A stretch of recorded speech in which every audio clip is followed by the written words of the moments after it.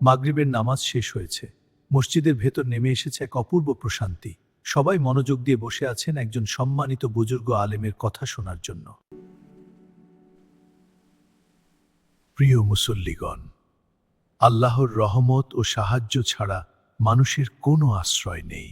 কারো জীবনে রিজিকের সংকট, কারো পরিবারে অশান্তি, কারো হৃদয়ে কষ্ট।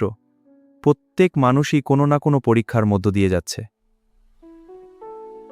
আজ আমি আপনাদের এমন একটি বরকতময় জিকিরের কথা বলবো, ইয়া জাল জালালি ওয়াল ইকরাম, অর্থাৎ হে মহিমাময় ও মহানুভব আল্লাহ।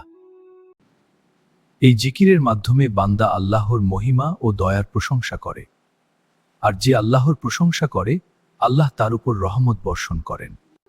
এক ব্যক্তি দীর্ঘদিন অভাব অনটনে জীবন কাটাচ্ছিলেন। তিনি একজন আলেমের কাছে সাহায্য ও দোয়া চাইলেন।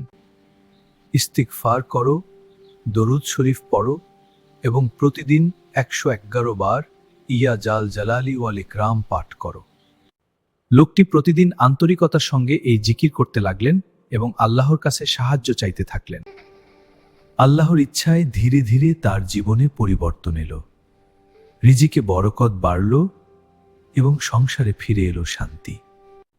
প্রথমে ইস্তিগফার, এরপর দরুদ শরীফ, তারপর 111 বার ইয়া জাল জালালি ওয়াল ইকরাম এবং শেষে আন্তরিক দোয়া।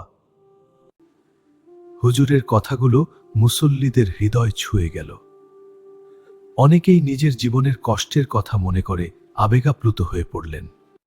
হে আল্লাহ, আমাদের গুনাহ ক্ষমা করুন, রিজিকে বরকত দিন, পরিবারে শান্তি দিন এবং আমাদের দুনিয়া ও আখিরাতের কল্যাণ দান করুন। আমিন।